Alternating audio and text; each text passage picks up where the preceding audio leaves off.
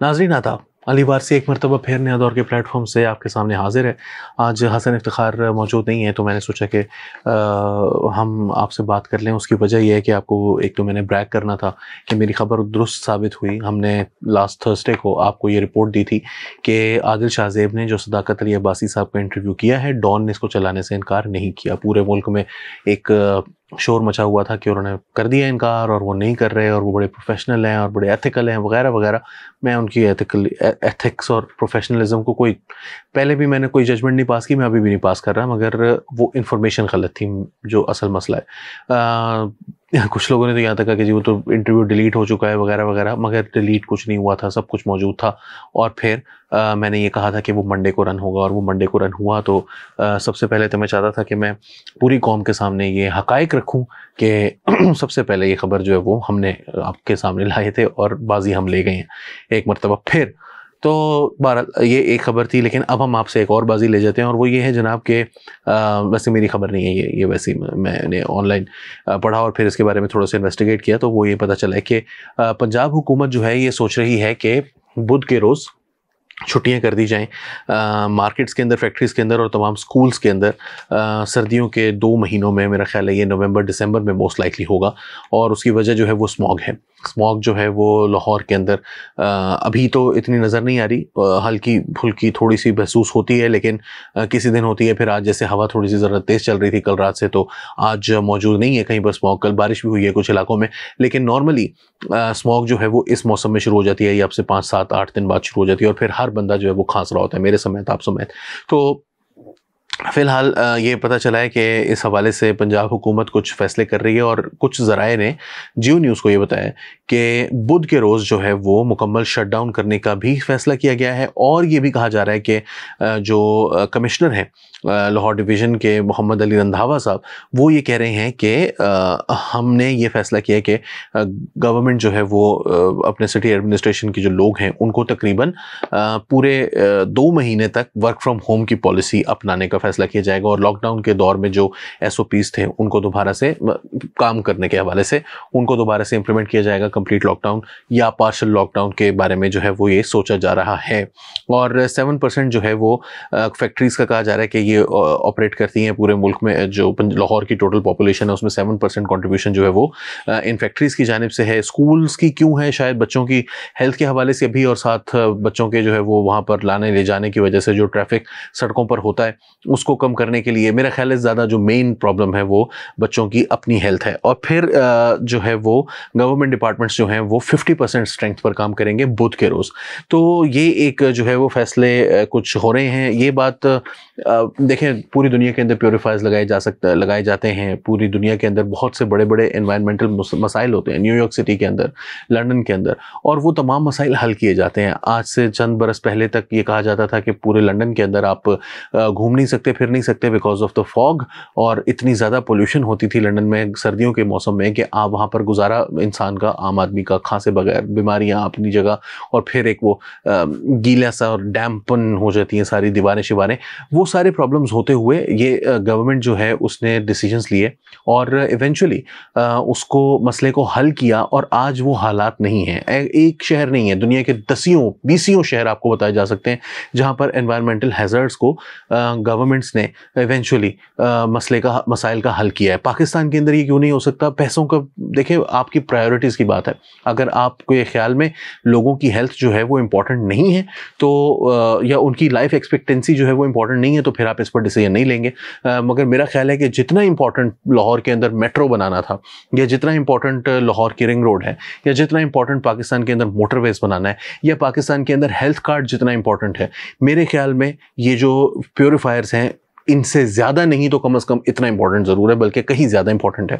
क्योंकि आपको मैं ये बता दूं कि AQLI जो कि एयर क्वालिटी लाइफ इंडेक्स है, इसके मुताबिक इसकी एक स्टडी है जो कि शिकागोज एनर्जी पॉलिसी इंस्टीट्यूट है, उसने अपनी पिछली दफ़ा जो अगस्त में लास्ट ईयर जो उन्होंने लिखा था, उसके मुताबिक जो एयर क्वालिटी इंडेक्स है वो पाकिस्तान जैसे मुल्क में, पाकिस्तान के अंदर, वो कहता है कि एक आम शहरी की, एक आम शख्स की जो लाइफ एक्सपेक्टेंसी है उसको 3.9 ईयर्स, यानी कि अगर कोई शख्स जो है वो 65 5 ईयर्स जिंदा रह सकता है तो वो 61 ईयर्स पर तकरीबन आ जाता है, 3.9 ऑलमोस्ट 4।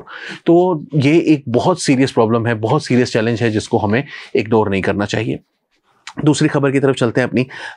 जनाब, आज हमें तो हर मसले पर जो है वो अपने घर में लेकर आनी होती है लड़ाई, तो हम घर में ले आए हैं। मलाला यूसुफजई जो हैं उन्होंने ट्वीट किया और उन्होंने कहा कि I call for an immediate seize fire. मैं चाहती हूँ कि मेरी ये ख्वाहिश है कि फौरी तौर पर सीज़ फायर हो, जंग बंदी कर दी जाए फौरी तौर पर। As I have processed the tragic news of the past days, I think of the Palestinian and Israeli children caught in the middle. और जैसे मैं पिछले कुछ दिनों की जो न्यूज़ हैं उनको जब देखती हूँ तो मुझे सबसे ज़्यादा फ़लस्तीनी और इसराइली बच्चे जो हैं जो कि इस जंग के अंदर फंस गए हैं उनका ख्याल आता है। I was only 11 years old when I witnessed violence and terrorism. मैं सिर्फ 11 बरस की थी जब मैंने इस तशद्दुद को और इस दहशतगर्दी को अपनी आंखों से देखा। We woke up to the sounds of mortar shells, saw our schools and mosques destroyed by bombs. Mortar गोले हमारे की आवाज़ों से हम उठे, हमारे स्कूल और मसाजिद जो हैं वो बम से उड़ा दी गई थी। Peace became something we could only dream about. अमन एक ऐसी चीज़ बन गया जो सिर्फ ख्वाबो ख्याल था। War never spares children. जंगें कभी भी बच्चों को अकेला नहीं छोड़ती नहीं है, बख्शती नहीं है।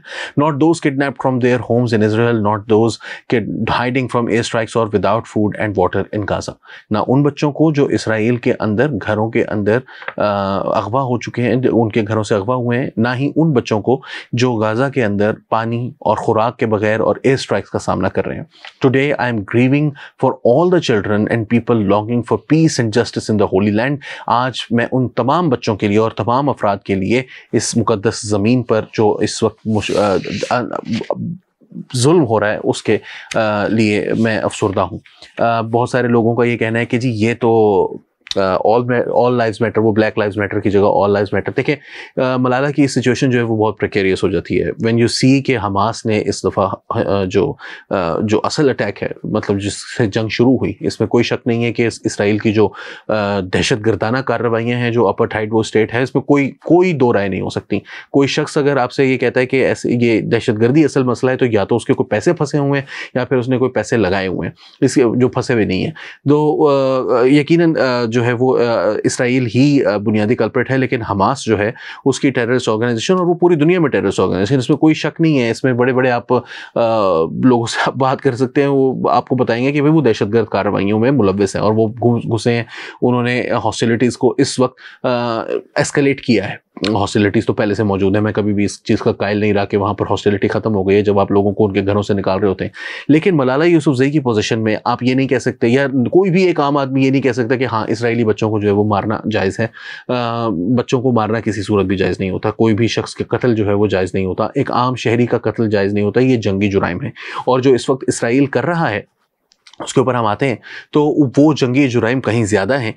मलाला यूसुफजई ने इसको केयरफुली वर्ड किया है। वो ये नहीं कहना चाहती कि सिर्फ फ़लस्तीनियों के लिए वो परेशान है, वो इसराइली बच्चों के लिए भी परेशान है, और ये बात मेरा ख्याल है कि बिल्कुल दुरुस्त पोजीशन है उनकी। हाउएवर पाकिस्तान के अंदर एक मसला खड़ा हो चुका है, और ये मसला जो है वो अब हमारे पास यही 2-3 स्ट्रॉज हैं जिनके ऊपर हमने कैच करना है। तो हम इस चीज़ के ऊपर परेशान हैं कि मलाला यूसुफजई ने क्या किया, तो क्या कहा है क्या नहीं कहा, असल जो हालात हैं उनकी तरफ मैं आपको आगे लेकर पढ़ता हूँ। तो जनाब आयतुल्लाह खामेनेई जो कि ईरान के सुप्रीम लीडर हैं, उन्होंने कहा है कि इसराइल पर हमला करने वालों के हाथ चूमते हैं। ईरान के सुप्रीम लीडर आयतुल्लाह खामेनेई जो हैं, उन्होंने मंगल के रोज़ टीवी पर खिताब में ईरान के सुप्रीम लीडर ने कहा कि इसराइल पर हमास के हमले को सराहते हुए, जिसने सहूनी रियासत पर हमला किया, हम इनके हाथ चूमते हैं। ईरान इसमें मुलव्विस नहीं था, लेकिन इसराइल पर ये हमला इसकी फ़ौज और इंटेलिजेंस के लिए नाकाबिले तलाफ़ी शिकस्त है। आयतुल्लाह खामेनेई का कहना था कि हमास के तबाहकुन हमले ने इसराइल के अहम इंफ्रास्ट्रक्चर को तबाह कर दिया है, जिसकी तलाफ़ी इतनी आसान नहीं है। ईरान के सुप्रीम लीडर ने इसराइल को ही इसकी अपनी तबाही का जिम्मेदार करार दिया है। वाज़ेह रहे कि हमास के इसराइल पर हमले के बाद अमरीका ने इल्ज़ाम आयद किया था कि हमास के इस हमले के पीछे ईरान मौजूद है। ताहम अमरीकी हुकाम ने फौरी तौर पर ईरान के मुलव्विस होने के कोई इंटेलिजेंस शवाहिद पेश नहीं किए थे। अच्छा, अब हो ये रहा है कि अमरीकी बहरी बेड़ा जो है उसके बारे में कहा जा रहा है कि वो शायद मेडिटरेनियन के अंदर आ जाएगा या इसराइल के बॉर्डर्स के करीब ये आ सकता है, जिसके ऊपर बहुत सारे जो रीजनल दूसरी कंट्रीज़ हैं उनको शदीद तहफ़्फ़ुज़ात हैं, जिनमें से एक तुर्की है जिसने ये कहा है कि अमरीकी बहरी बेड़ा यहाँ पर क्या करने के लिए आ रहा है, क्या बच्चों को मारना है या हमला करने हैं, गज़ा के ऊपर धमाके करने हैं, इनका क्या काम है यहाँ पर आने का? इसराइल क्या कम है? इसराइल के पास फ़ौज नहीं है। अमरीका को आप जो बाइडन जो कि अब इस वक्त सदर हैं अमरीका के, वो बड़े वाज़े अल्फाज में बहुत बरस पहले कह चुके हैं कि इसराइल को हम अगर $3 अरब देते हैं सालाना तो ये एक बहुत अच्छी इन्वेस्टमेंट है, क्योंकि हमारे सारे के सारे जो रीजन के अंदर हमारे इंटरेस्ट्स हैं, मफादात हैं, उनका तहफ़्फ़ुज़ इसराइल करने वाला है। तो अमरीका जो है वो इस वक्त पूरी तरह से उनकी तरफ है। दूसरी जानिब हूसी बागी जो हैं वो ये कह रहे हैं कि अगर अमेरिका यहाँ पर आया तो हम उसके ऊपर रॉकेट फायर करेंगे। हिजबुल्लाह ऑलरेडी इसके अंदर एंटर हो चुकी है। अभी तक 3-4 दिन इस वाक़े को शुरू हुए हुए हो चुके हैं और अभी तक जो है वो जंग जारी है, ख़त्म नहीं हुई है। ये 2-3 तरीक़ों से अनप्रेसिडेंटेड है। पहली बात ये कि हमास के फाइटर्स का अंदर जाना, अभी तक जो सूरत हाल है उसके मुताबिक, इत्तलात के मुताबिक इसराइली शहरी जो हैं वो 900 हैं, जबकि जो हमास या फ़लस्तीनी हैं उनकी तादाद मरने वालों की 849 है, जो कि अगेन पहली दफ़ा हो रहा है ऐसा कि उनकी तादाद कम है और उनकी तादाद ज़्यादा है। 3 दिन हो गए हैं और जंग अभी तक जारी है। ये भी एक अनप्रेसिडेंटेड चीज़ है। पहली दफ़ा ऐसा हो रहा है कि 3-4 दिन हो गए हैं और इसराइली जो मिलिट्री है, जो कि दुनिया की चंद बेहतरीन आर्मीज़ में से, not just in the middle east में तो वो नंबर 1 आर्मी समझी जाती है, तो उनके पास अभी तक एक तो वो इंटेलिजेंस फेलियर बहुत बड़ा, पहले वो उसको देख नहीं पाए कि कितना बड़ा यहाँ पर जो है वो एक ब्रीच होने जा रहा है हमारे बॉर्डर्स के अंदर। 22 मकामात से जो है वो हमास के फाइटर्स अंदर आ जाएंगे और उसके बाद हमला होने के बाद अभी तक वो उसको ख़त्म नहीं कर पा रहे हैं और अभी तक वो ग्राउंड पर एंटर नहीं हो सके हैं। गाज़ा के अंदर एयर स्ट्राइक्स मुसलसल जारी हैं, जो कि और फिर गाज़ा का ब्लॉकेड कर दिया है, जिसको यूएन ने, EU ने, हर एक ने जो है वो उसके खिलाफ बात की है और ये भी कहा है कि ये ह्यूमैनिटेरियन क्राइसिस जो है वो इसराइल खुद से प्रोड्यूस कर रहा है और ये वॉर क्राइम है किसी भी जगह के ऊपर, उसके किसी शहर के ऊपर पूरी, और फिर एयर स्ट्राइक्स करना ये कलेक्टिव पनिशमेंट है। लोगों को रोकना ये कलेक्टिव पनिशमेंट है। इस सारी चीज़ों को देखते हुए वक्त क्या होगा, आगे क्या होगा, मैं इसके बारे में प्रेडिक्ट करने के पोजीशन में नहीं हूँ, ना मेरी एक्सपर्टीज़ है, मगर जो हालात हैं वो माजी के मुकाबले में बहुत मुख्तलिफ हैं बहुत सारे हवालों से। और सबसे जो इम्पोर्टेंट बात है वो ये है कि अमेरिका का फुटप्रिंट जो है वो शायद इसके बाद खित्ते के अंदर बहुत बढ़ जाएगा और इसको लोगों का ये कहना है, मैंने बहुत सारी रिपोर्ट्स ऐसी देखी जिनका ये कहना है कि शायद इसराइल के अंदर नेतन्याहू की हुकूमत तो तब्दील होगी, मगर खित्ते के अंदर और भी बहुत सारी तब्दीलियाँ आएंगी जो कि बहुत हेल्प करेंगी मुस्तकबिल में हिंदुस्तान को, सऊदी अरेबिया को, इसराइल को, अमेरिका को और यूरोप को अपना उस कॉरिडोर को सिक्योर करने में, जिसके बारे में G20 समिट के दौरान बातचीत की गई थी। तो आगे क्या होता है हम इसको मुस्तकबिल में देखेंगे। मुझे नहीं पता, मैं तो आपको एक्सपर्ट्स की आरा से ही आगाह कर रहा हूँ, मेरी एक्सपर्टीज़ नहीं है ऑनेस्टली। अली वारसी को नया दौर के प्लेटफॉर्म से लिहाजा इसलिए इजाज़त दीजिए। आदाब।